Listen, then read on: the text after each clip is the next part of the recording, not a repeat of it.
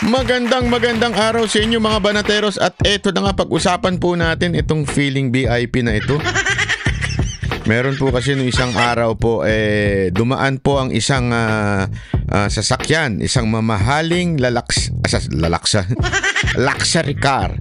Isang maganda at mamahaling sasakyan at ito po ay nag-filling.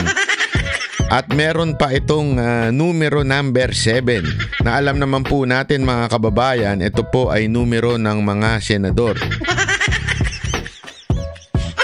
Alam nyo, sa totoo lang po mga kababayan, hindi na sana mapupuna ito Una-una, mali na nga yung paggamit ng number 7, palusot pa ng palusot at higit sa lahat, ngumarat pa, alam mo yung ngarat? Alam niyo yung ngumarat? Ewan ko kung ginagamit pa ba yun ngayon. Ginaratan pa yung yung ginanon no. Ganun no. Ginanon po yung yung traffic enforcer. Hindi na ho nagpakumbaba dahil siya na nga nagkamali. Ngumarat pa. Napakagago ka naman Alam nyo, ito talaga sa Pilipinas Diyan mo talaga makikita yung agwat ng mga mayayaman at feeling mayayaman. At yung makapangyarihan at feeling makapangyarihan. Kasi bakit? Kasi nga itong may-ari, di umano daw ng itong sasakyan na ito ay isa lang tatay ng isang senador. Sino itong senador na ito? Ito, pakinggan natin Panoorin po natin ito. Mamaya papakilala natin kung sino itong matikas na senador na ito. Napakalupit na senador. Ito pasok. Nahuli na ang driver at may-ari ng SUV na may plakang 7 na nag-viral matapos na illegal na dumaan sa EDSA busway at nagtangkapang mambangga ng isang lady enforcer. Para sa update, nasa linya si Gerard de la Peña. Gerard. Walang patawad, babae pa bandin yung babanggain niya. Gago rin talaga ng driver, Ako sa akin kung pananagutin man itong senador na ito, una-una, kung ikaw ay ang senador na ito, mag-resign ka na. Wala kang moral authority to make a law for our country. Hindi ko alam mo kung sa ibang bansa. Itong ngayon, halimbawa, dito tayo sa Japan, di ba? Kung sa Japan po nangyari yan, na-involve ang kanyang pamilya, sigurado ako resign yan. Kung hindi resign, baka may ginawa na yung hindi maganda. Pero ganun dito sa Japan. Kaya ang mga politiko dito sa Japan, napaka iingat sa ma-involve sa iskandalo. Pero sa Pilipinas, wala pa kapala na mukha. Ang mga vitamin C niya mga yan vitamins na yung anesthesia. Bakit anesthesia? Walang pakiramdam. Araw-araw na silang tinuturukan ng anesthesia kaya wala na silang pakiramdam pagdating sa moral values, moral authority. 'Di ba? Wala na huyaya mga 'yan. Hindi totoo, wala ang biro. Yung mga natin, mga politiko natin, mga walang hiya na huya mga 'yan. Hindi ho yung walang hiyang masama, yung mura, hindi ho 'yon. Walang hiya 'yon. 'Di ba ho? Panoorin natin. Sino itong driver at may-ari ng SUV? Nako. Cheryl, lumutang na ang driver at ang may-ari ng luxury vehicle na nahuli sa EDSA busway na may plakang 7. Iniharap kanina ng Land Transportation Office sa media ang driver ng sasakyan na si Angelito Edpan at ang mga kinatawan ng kumpanyang Orient Pacific Corporation na siyang nakapangalan sa rehistro ng sasakyan. Ayon sa LTO, mismong ang kumpanya at ang driver na ang lumapit sa kanila. At Cheryl, ginawa pang bayani ng LTO. Ito nakakabuisit dito Alam mo, palalagpasin na pusa na natin ito. Kaya lang, dito sa sinasabi ng LTO, nagpapalusot pa po, parang pinalalabas pa nila na hindi, lumapit na, humihingi na ng tawad. So patawarin nyo na, anak naman kayo ng animal. Parang ganun ang dating Parang tayo pa ang kailangan merong responsibilidad magpatawad dahil lumapit na daw sila. Mamaya magpapalusot pa yan pakingge. Ito ng driver, galing sila sa isang restaurant sa Parañaque noong linggo. Sakay ang isa pang kapwa niya driver at 2 investor ng kumpanya papunta sa isang mall sa Ortigas. So ibig sabihin wala talaga yung senador doon, okay? So hindi yan investor daw sa negosyo nila. negosyante si senador? Ginagamit kaya niya yung pagiging senador niya para sa kanya negosyo? Yan po ang matinding katanungan.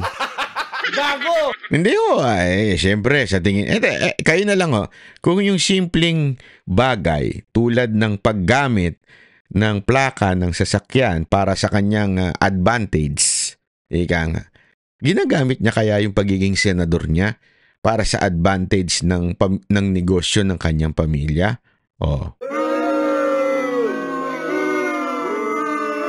Ano sa tingin ninyo?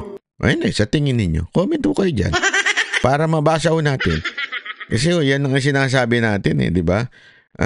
Sa bayan natin, wala na. Talagang pinamumuno na tayo ng mga kapalmoks. Dali raw siya dahil sumakit ang kanyang tiyan, kaya niya naisip na ipasok ang sasakyan sa... Anak ng dahilan yun, sumakit ang tiyan mo. Kaya ipinasok sa busway. Sana tumakay ka na lang sa loob ng sasakyan mo. Hindi ba pwedeng tumigil ka muna sa estasyon? O kaya pumunta ka muna ng Jollibee, kunwari bibili ka ng French fries. Na ang flavor chocolate. Pag wala, edi mag-CR ka na lang. Hindi, style yun Pa-order nga ng French fries. Anong flavor? Chocolate flavor Ay sir, wala po kaming ganyan. Wala pala kayo. Sige, CR na lang ako. Sige, pa-order na lang ako ng plant-based or vegan burger. Sir, wala po kaming ganyan.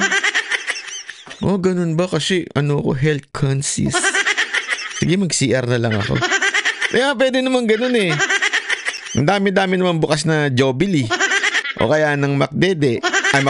Macdo. Sorry naman. Di ba, pwede naman kaya kung sanay kayo, di sa KTV na kayo pumasok. Doon, may sariling CR sa mga private room. Di ba? Gago! Sa busway, wala naman daw siyang intensyon na sagasaan yung enforcer ng DOTR SAIC na nandito sa kanya, Sherry. Oo, wala naman daw siyang intensyon. Nagpasagasa lang talaga yung traffic enforcer. Sabi ng traffic enforcer, sagasa mo ako, ganun. Ayop talaga. Nantindi ng mga palusot. Hindi ko naman kasi hinaharang ka na ng traffic enforcer tapos dire-diretso kayo. Wala akong intensyon sa gasaan yung traffic enforcer. Talagang humarang lang siya sa daanan ko. Di ba? Gago! Ang birang buhay yan. Ito mga palusot At ito matindi. Sinakyan naman ng LTO. Kakaiba talagang bayan natin. Pagka ikaw talaga ay nasa posisyon, pag ikaw ay meron kang nasa gobyerno ka, talaga naman yung pabor ay nasa iyo. Sa bagay mga kababayan na sino bang may control ng budget ng LTO? O di ba, Kamara at saka ang Senado? Gusto mo ba ma-question ka sa budget nyo? LTO? DOTR? Gusto nyo ma-question kayo? Gusto nyo bang ipahiring namin kayo? Tapos pag mali yung sagot mo, kaya hindi ko kursunado yung sagot mo, contempt ka? Kaya mga kababayan, intindihin nyo naman yung posisyon ng LTO. Siya naman na mayayari pag di siya sumunod. Di ba? Kayo naman. Ganyan sa bayan natin Bayan ng mga... Ayoko sana sabihin. Wag ko na lang sabihin yung abusado, mahirap naman. Baka sabihin naman sinasabihan ko ba sila ng abusado. Ayoko sabihin yun. Hindi ko na lang sasabihin. Totoo ba yung bali-balitang may kamag-anak silang senador? Cheryl, kanina sa press conference dito sa Land Transportation Office, hindi kinumpirma ng isang opisyal ng Orient Pacific Corporation yung links. Hindi daw kinumpirma. Tinago pa. Ay, nako. Dapat inalam ng LTO yan. Tingnan nyo, mamaya may palusot pa ang LTO. LTO pa talaga nagpapalusot. Grabe. Ano ba naman bayan to? Ay, eto, pakinggan nyo. Nila sa isang senador. Pero alam mo, Cheryl, base sa pagre-research natin, itong Orient Pacific Corporation ay parte ng WELEX group of companies na pag-aari ng pamilya Gatchalian na kung saan nga ay bahagi itong si Senator Sherwin Gatchalian. Nako po, pagmamay-ari pala ng mga Gatchalian. Nako.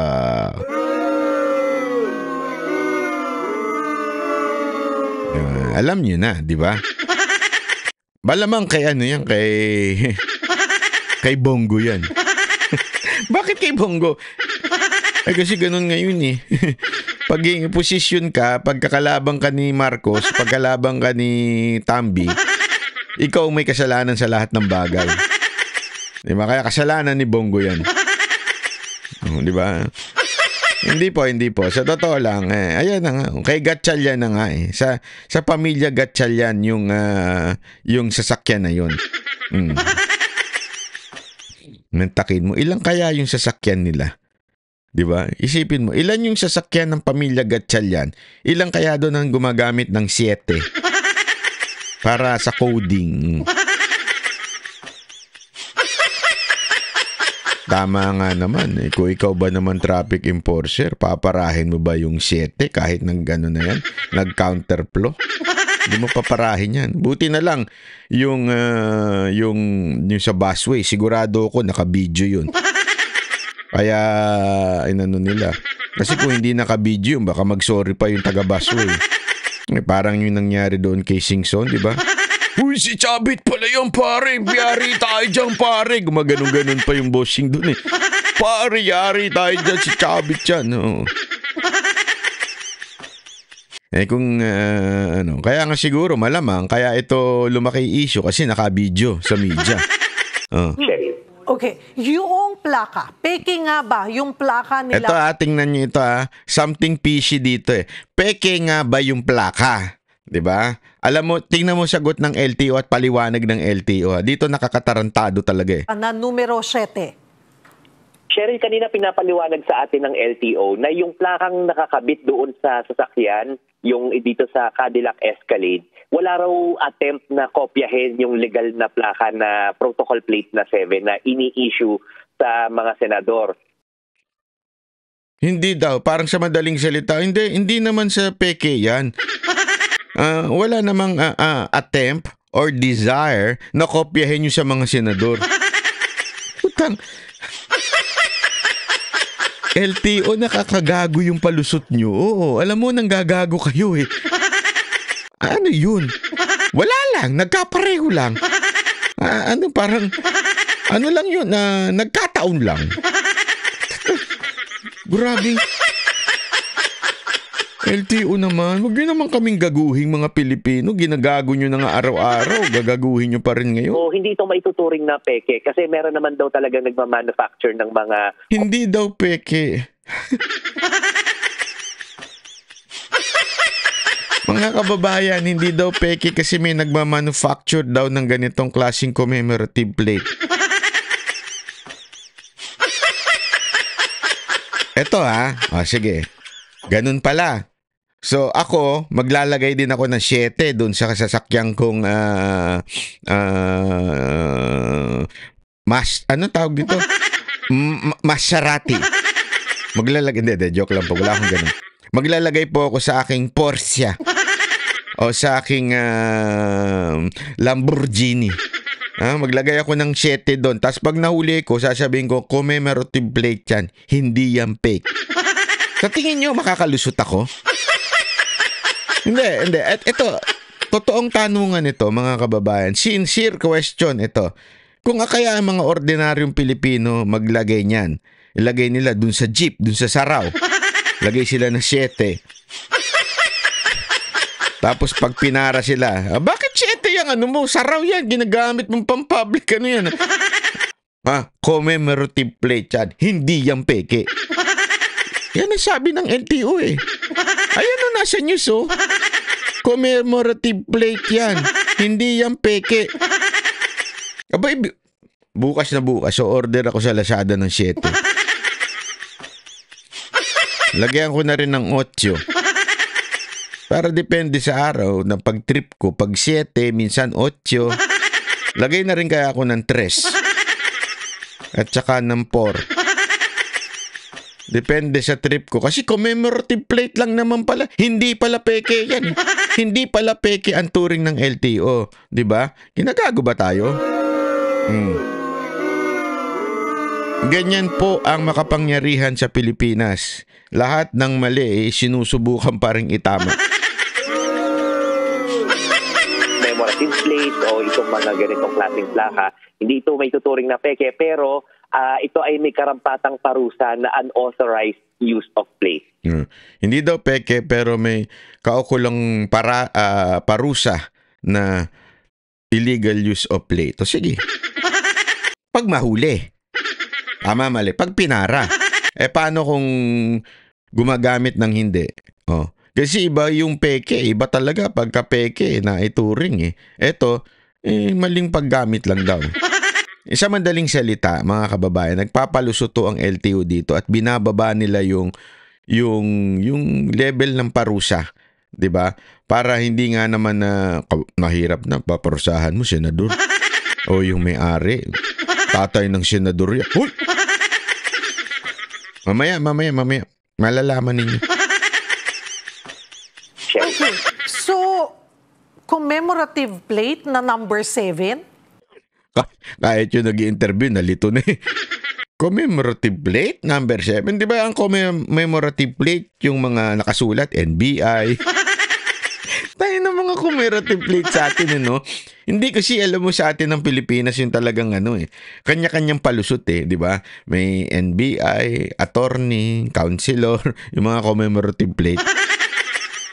Hindi ba? Ewan ko ba, ayaw nyo ng ganyan, di ba? Sa tingin ninyo, pang-aabuso yan.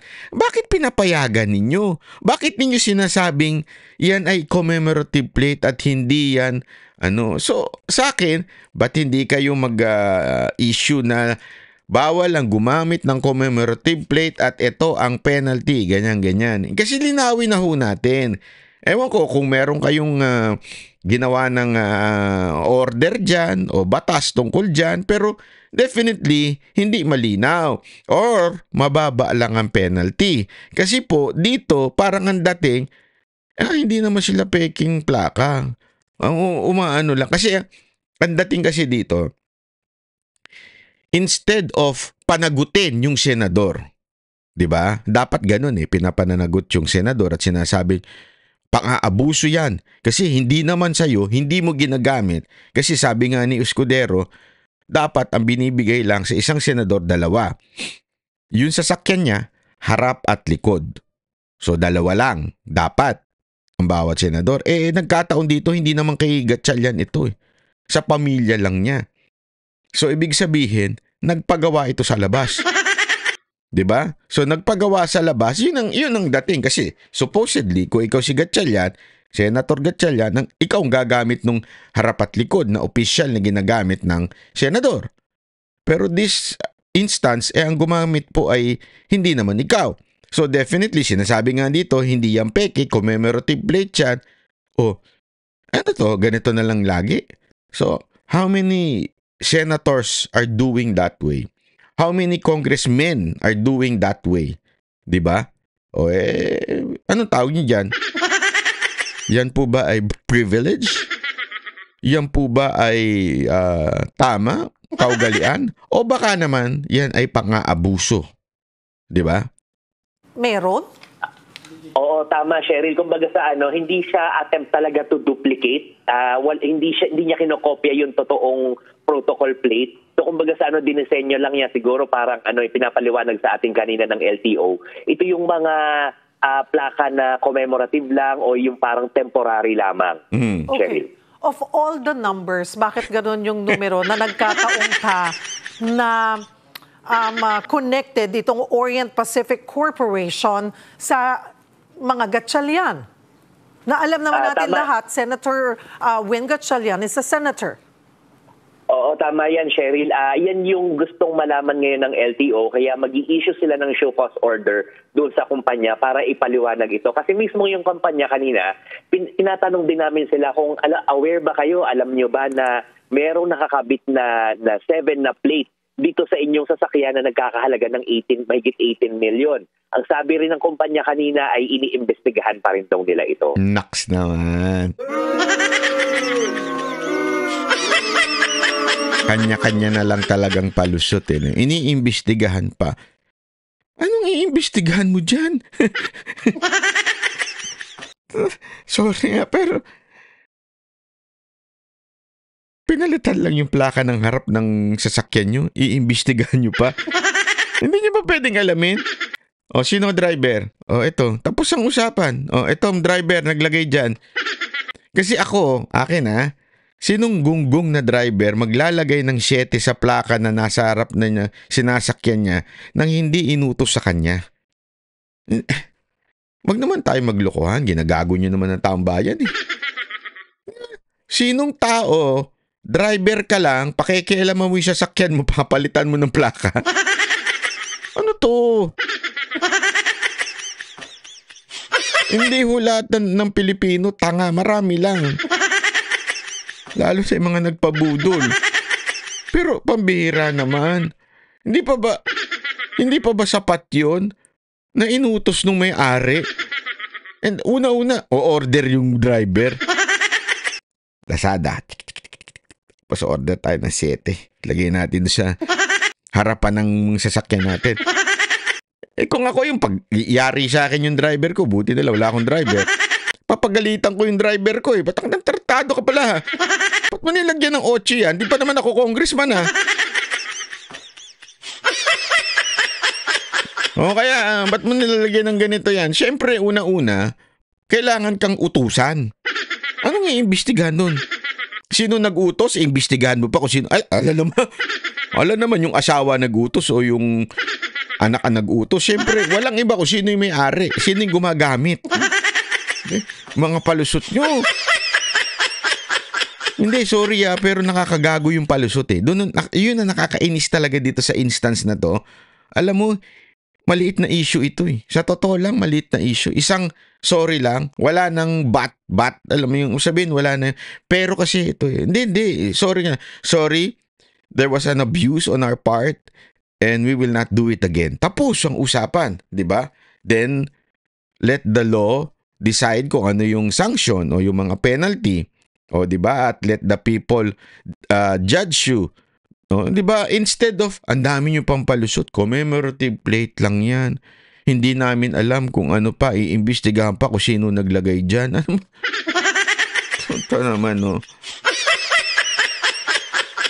Kaya lumaki ito kasi nakakagago eh. 'Di ba? Yun yung point dito kasi kung ordinaryong Pilipino ito na naman, 'di ba? Isang walang kinalaman. Halimbawa, isang taong walang kinalaman sa senador tapos naglagay niyan.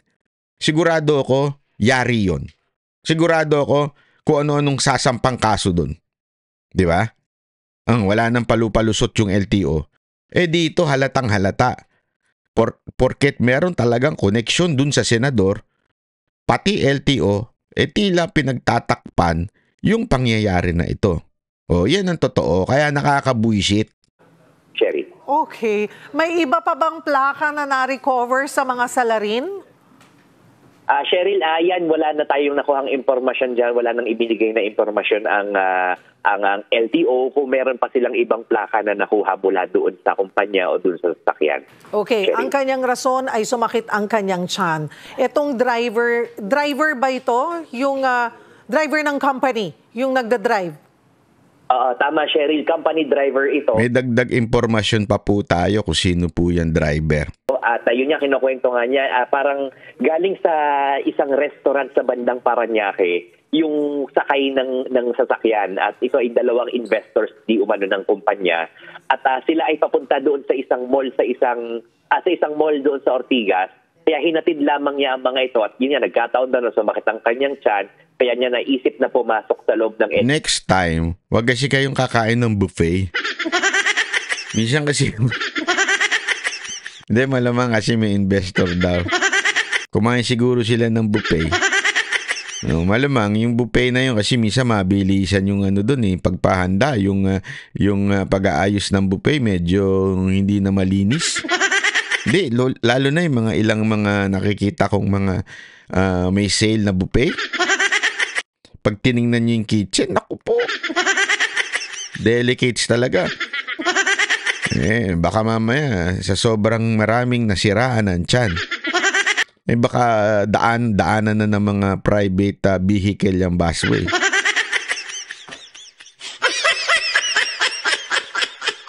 Hindi, alam nyo, dapat talaga merong ano dyan meron tayong yung tinatawag, kung meron yung pag-inspect ng mga lasing, dapat may pag-inspect din ng amoy. Hindi kasi pag ang taong natatay, utot ng utot yan. Diba? So, isisiksik mo yun doon sa sasakyan o kaya doon sa aircon. Pagka, grabe yung level ng utot dito. Ibig sabihin, totoong natatay na siya. Yung pwede nyo nang pagbigyan. Pero kung wala namang utot ng utot, totoo yan. Walang biro. Kaya nga iba, pinipigilang umutot kasi minsan may sumasama. Gago! Diba? Totoo naman, walang biro Kaya nga, doon malalaman mo na kung tutunay na natatae. Alam ko yan. Sa busway, para nga naman daw mas mabilis yung kanyang pagmamaneho. Okay. Sherry. Hindi naman excuse. Maraming ganyan ginagamit na. Lumang storya na yung ginagawang excuse na sumakit yung tiyan. Whether sumakit yung tiyan niya or hindi, alam niya na mali yung ginawa niya. Ano ang pananagutan? Anong mga kaso ang kakaharapin niya? Tama yan, Cheryl. Kanina nga, parang on the spot. Hindi ko alam kung optics lang ito. Sa harap namin ay tinikitan mismo yung driver. Naksa!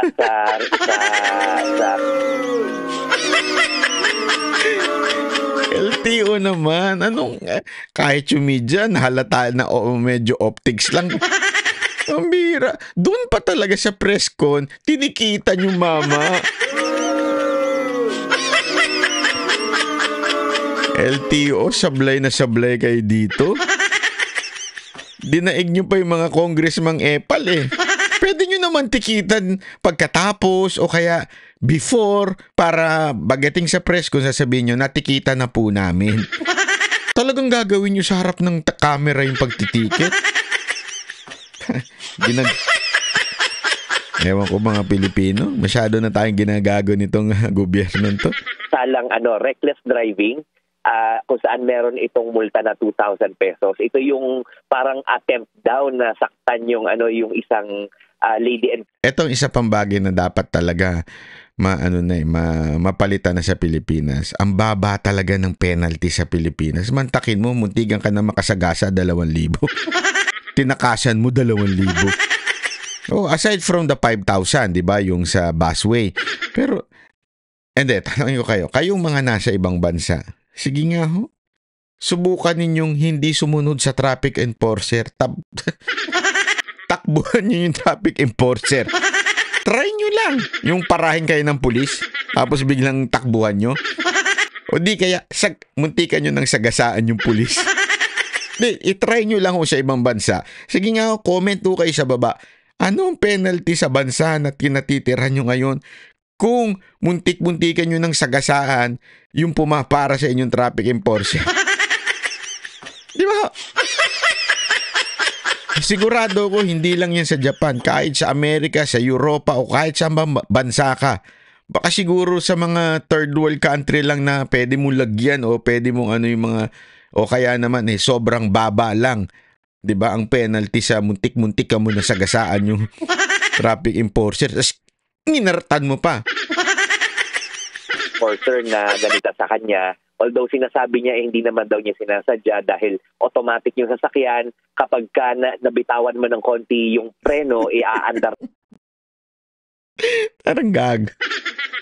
Automatic yung sasakyan. Kaya pag nabitawan mo, aandar.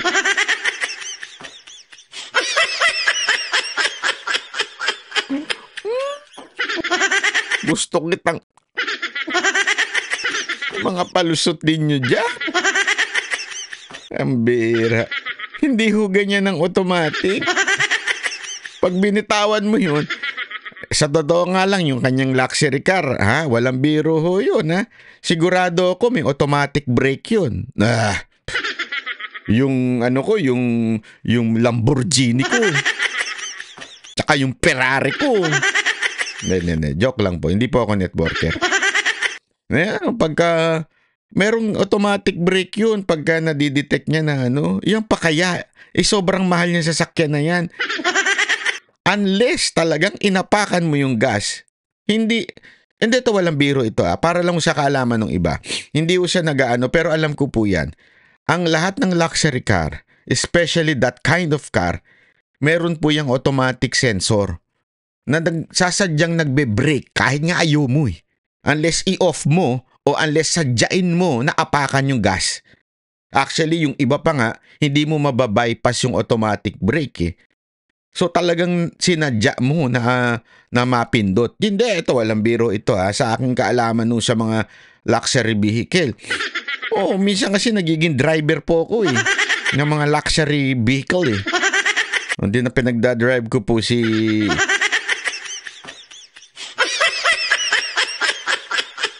Elon Musk, mga ganun, di ba? Ng automatic na sasakyan. Yung isa pang kasalanan na yung isa pang sanction na ipinataw sa kanya ay disregarding traffic sign. Kasi alam naman nating lahat bawal nga pumasok doon sa EDSA busway. Kahit may malinaw na signs na meron lamang mga authorized na sasakyan na pwedeng pumasok doon at yun ay 1,000 pesos ang multa. At doon sa unauthorized use of plate, 5,000 pesos ang multa para doon, Sherry.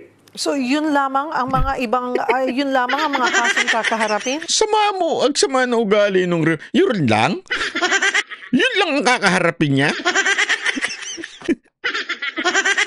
Ikaw namang reporter ka, oo. Oo, Cheryl, tama yun. At yun nga, bukod pa doon ay pagpapaliwanagin din yung kumpanya kung bakit sila meron bakit sila gumagamit ng ganoong plaka. Regardless, kahit na commemorative, di ba? Sa commemorative plates ba ay both plates sa harap at sa likod ay dapat parehong di ba dapat mayroon yun talagang kung ano yung plaka ng sasakyan? Kasi both, di ba, front and back ay numero 7 yung makikita mo Oo, tama yun, Cheryl. Kaya yun yung iimbestigahan din ng LTO kung bakit, kung talagang commemorative plate lamang ito o temporary plate, bakit parehong bahagi ng sasakyan ay yun ang plaka. Alam naman natin kapag commemorative plate, dapat nandoon pa rin yung original na plaka ng iyong sasakyan. So yun. Yung magiging bahagi ng investigasyon ng LTO kapag nasamon nila yung mga... Wala na sa balita yan. So, tapos na yung issue. Ngayon, binigyan lang muna kayo ng masabing nagawa nila. Pero after that, wala na. Kinatawan itong Orient Pacific Corporation. Kailan daw haharap sa kanila itong Orient Pacific Corporation? At dahil, obviously, may violation, ano yung kakaharapin ng kumpanya? Because they should be responsible and monitoring, they should know na may ginagamit silang number 7 na, as they said, commemorative plate. Oo, tama yun, Cheryl. Sa ngayon wala pa tayong impormasyon kung kailan naharap ito, no? Kasi yung show cause order ay hindi pa rin naibababa.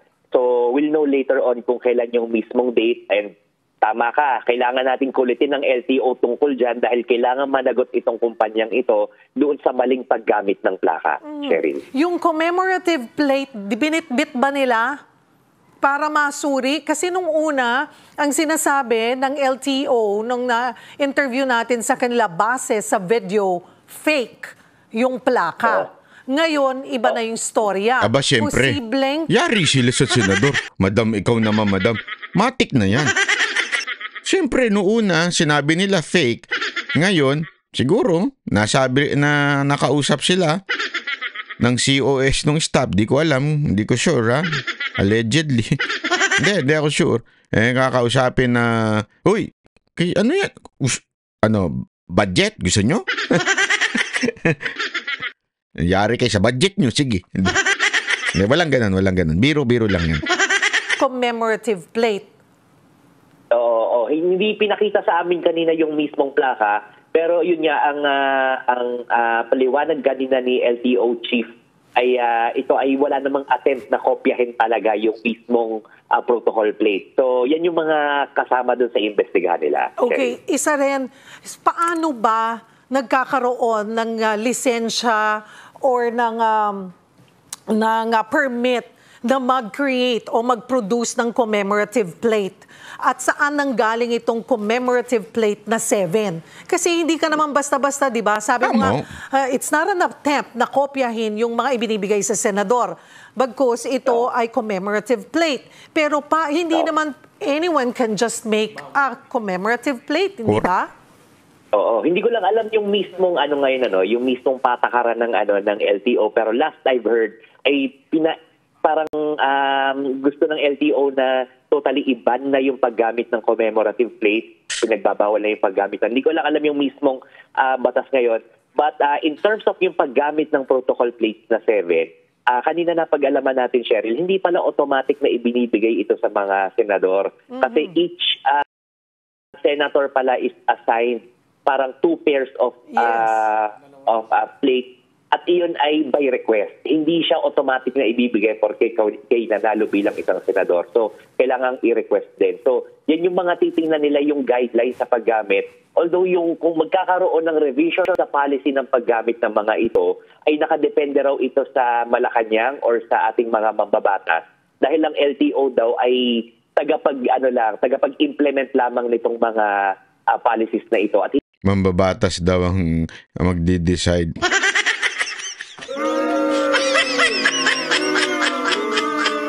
Yan nga ang isa sa mga hinahabol nila, yung paggamit ng 8 tsaka 7 para walang walang huli. Tapos sa kanila nakaasa kung papagawa niyan. Siguro ay pambira. Yung mga mambabatas natin, puro mga self-serving ang kanilang pinatutupad. Diba? Gago! Yung doon sa number of sets ng plates ng bawat government official na bibigyan, diba? Ng special plates. Pero you might wanna look into yung sa commemorative plate. Paano ba? Meron ba talaga? May nag-apply? I don't know if you apply that. Meron ba Madam, gusto mo malaman? Nasa Lazada. Hindi, walang biro. Makaka-order ka ng ganyang plaka. 8, 7, 2. Hindi naman siguro yung 1, 2, 3. Pero yung mga 7, 8, 16, marami yan. Lazada Google mo. Pa-approve na pwede silang gumawa ng commemorative plate na number 7. Sino ito? Ilan ang allowed sa mga commemorative plates na ganyan? 'Di ba? Kasi para alam natin, kasi sinasabi nila it's not fake. So parang lumalabas, I mean, legit yung kanilang plate na 7 as commemorative plate. Hindi lang as, someone from the Senate. Oo. Yun din, Cheryl, yung kaya nagkaroon sila ng multa na 5,000 pesos for unauthorized use of plate. Dahil itong 7 na plate ay hindi talaga pinapayagan. Kung yung pagkakagamit ng 7 as commemorative plate ay hindi pinapayagan. It's inappropriate. Kaya may multa rin ito na 5,000 pesos. Okay. Kamusta yung lady enforcer? Humarap din ba? Pinatawag din ba para makaharap nito? Naku, sigurado. Baka mapagalitan pa yun pag humarap yan dyan. Anyway, ito. Papakita natin Buti pa itong bilyonaryo. Inilabas na nila kung sino ang may-ari noong kumpanya. Nasa pangalan kasi ng kumpanya yung yung sasakyan. Ang may-ari nun ay si William Gatchalian according to Bilyonaryo.com.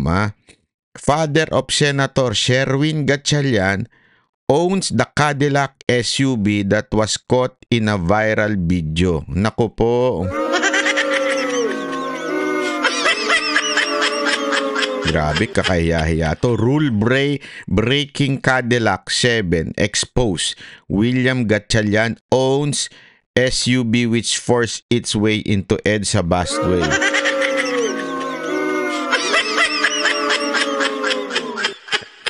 Alam mo kung ako si Sherwin Gatchalian, mag-sorry ka na lang. Diba? Huwag na tayo magbarami pang hanas sa buhay. Mag-sorry na lang tayo. Mali.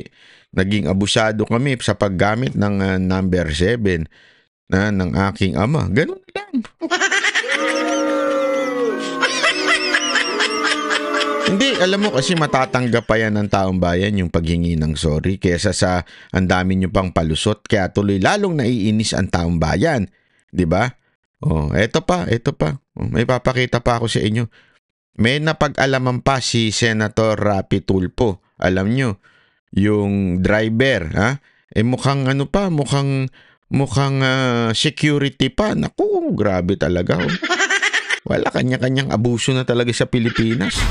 Kasi sa ngayon, ang nangyari, napagbibintangan ang 24 ninyong senators. And I know for a fact na wala sa 24 senators namin ang involved doon sa skandalong yon sa EDSA. Senator Rapi, merong isa. Hindi naman siya pero ayan na nga ho na-connect ho kay Sherwin Gatchalian, yung kanyang ama ang gumamit ng 7. Though, I also know for a fact na ito related sa isang senador. Nako, yun. Buti sinabi mo, related sa isang senador. Isiniwalat ni Senador Rafi Tulfo ang natanggap itong intelligence report kaugnay sa puting sports utility vehicle o SUV na iligal na dumaan sa EDSA busway. Nababahala ang mambabatas dahil nasasangkot-an niya ang miyembro ng Senado dahil gamit ang naturang sasakyan ang protocol plate number na 7 na ibig sabihin ay nakarehistro sa isang senador. Ayon kay Senador Tulfo, galing ang sangkot na SUV sa Ninoy Aquino International Airport Terminal 1 noong araw ng pangyayari at papunta sa isang hotel sa Quezon City. Yung security niya, yung nakasakay sa transit, ay former AFP member. Naku po, patay tayo dyan.